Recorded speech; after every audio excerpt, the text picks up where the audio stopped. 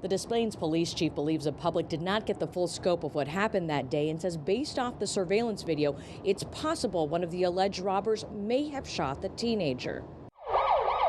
November 2019, a then 15-year-old Rylan Wilder was shot during a confrontation between a Des Plaines police officer and an alleged armed bank robber at a Chicago music school.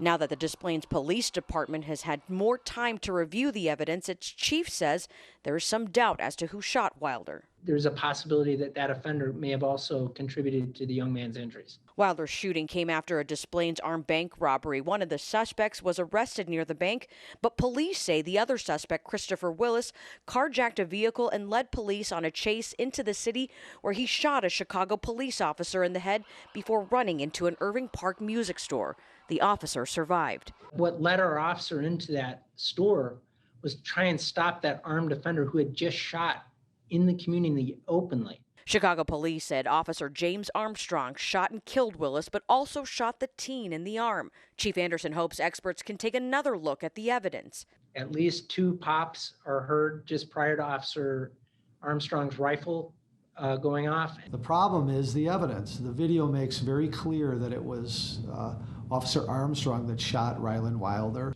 Tim Cavanaugh, the Wilder family's attorney, said the family is in the middle of an ongoing lawsuit against multiple parties, including Des Plaines and Officer Armstrong. They have enough problems in life dealing with Rylan's horrific injuries than to have a police chief raising invalid questions. Wilder, the youngest musician to play a Chicago music festival, has undergone multiple surgeries.